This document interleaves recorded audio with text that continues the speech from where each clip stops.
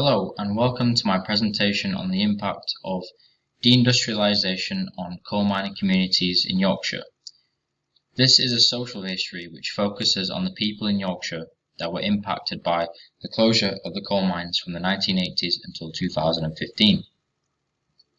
Through Digimap, I will show how these close-knit communities were built around the mines and then reveal the visible effects that have occurred through deindustrialisation. I have chosen to include this photograph in the background, the headstocks of Hatfield Colliery, of which are still standing due to community action which led to their Grade 2 listing by Historic England. They continue to stand as a constant reminder of the centrality of coal mining for many communities. So what is the rationale for this project? Firstly, it is important to recognise just how crucial mining was for communities in Yorkshire. Yorkshire was once the largest coalfield in the UK, and 25% of Yorkshire mines were located within the Wakefield district alone. Furthermore, the National Coal Board was among the largest employers in Yorkshire up until the miners' strike of 1984–85. Therefore, the mines were first of all crucial to communities in financial terms. The closure of coal mines from the 1980s until 2015 has undoubtedly had a profound and lasting impact on mining communities. The closures are still only in the recent memory of mining communities, and so the impact is still being felt. Catherine Mills and Ian McIntosh call this a half-life, meaning that the effects of mine closures can be felt long after the closures themselves, in more than just a financial sense. Yorkshire, as well as other former coal mining regions, have suffered from deprivation, unemployment and poor health as a direct result of the mine closures. As Jim Phillips has found, the 200,000 job losses since 1981 have put mining communities at a serious disadvantage in terms of employment, earnings and housing, with many still relying on welfare benefits to this day. Whilst deindustrialisation impacted these communities deeply, Jim Phillips also finds that these communities to this day remain embattled and politically resilient, with mining still at the heart of their local cultures. By using Digimap, I aim to interpret the social impact of deindustrialisation by locating the physical spaces that were integral to mining communities, and examine how these spaces have changed. By doing so, I hope to better understand the impact that deindustrialisation had on pit villages and the communities which surrounded them. I focused on the mines closed between the early 1980s until recently, as this is the period of mine closures which is still being felt by communities. In terms of using Digimap, in some cases I had to use maps from the 1960s, as some maps from the time period I required were not available at my desired zoom level. In terms of methodology, I looked at a total of 23 former mines from the Yorkshire area and took a survey of them. The survey was used to determine what the current use of space of these former collieries had become, which then allowed me to see what the most common uses of space were. Most of the mines I looked at were from the Wakefield district because, as I have previously stated, this was the area with the highest concentration of mines prior to deindustrialisation. I am also from Wakefield, and therefore I felt a personal connection to the project. I focused on two collieries in particular, Charleston and Acton Hall. These two collieries provided ideal case studies for a social history and were best suited to visualisation due to the proximity of villages to social centres.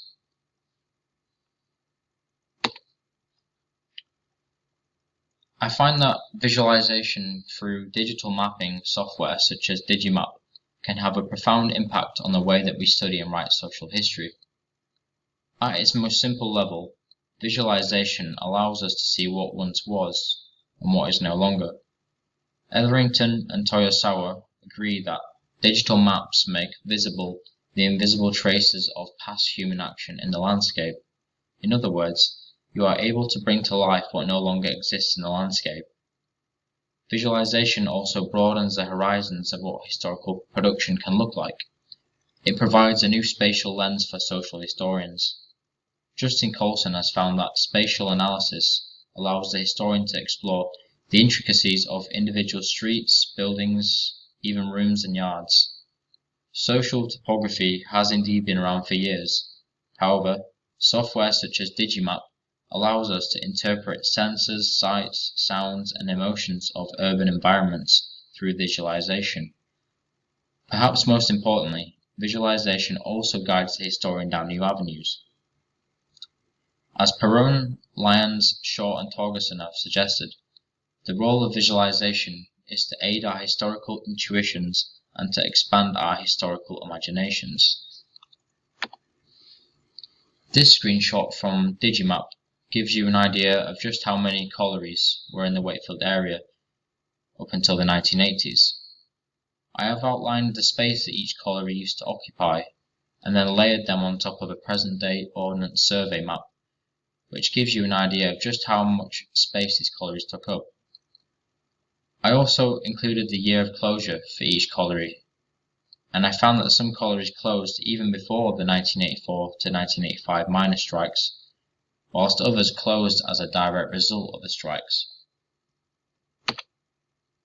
Through Digimap, I was able to locate centres of social interaction. Interestingly, I found a very close connection between sport and coal mining. Acton Hall Colliery provides perhaps the best example of this, with the Featherstone Rovers rugby ground located just across the road from the colliery. Rugby undoubtedly played a crucial mine within this mining community. Miners would not only watch games, but in many cases they would also play rugby in their free time. Wakefield Trinity Rugby League Club were also sponsored by British Coal, again showing just how close the connection between rugby and mining was, especially in Wakefield.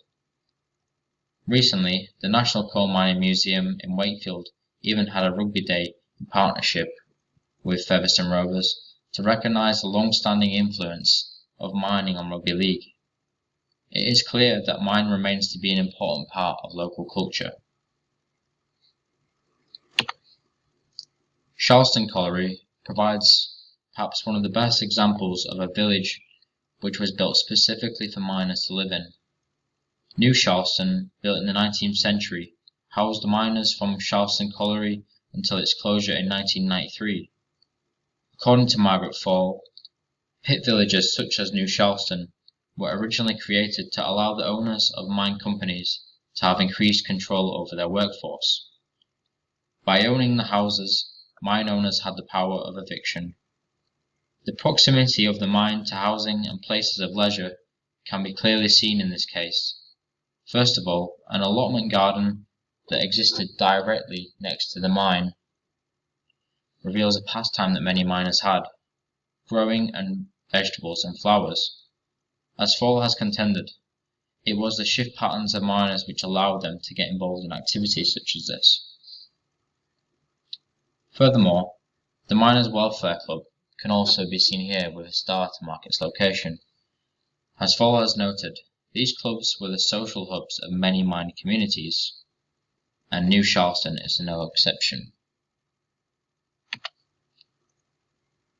This photograph shows New Charleston in the 21st century. It is an example of the model pit village, and its continued existence remains a constant reminder of why houses such as this exist and who once lived in them. This screenshot from Google Maps shows the Charleston Colliery Miners' Welfare Club in 2009. It clearly gained enough support to remain open for many years, hinting that miners and their families remained in New Charleston.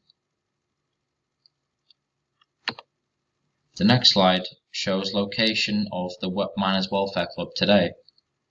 The club is now long gone, and no one would even know that a central social hub once stood on this land.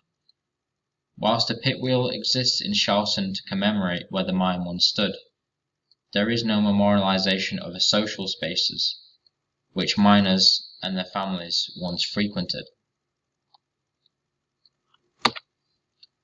This spreadsheet reveals the results of a survey I carried out on 23 coal mines in the Yorkshire area.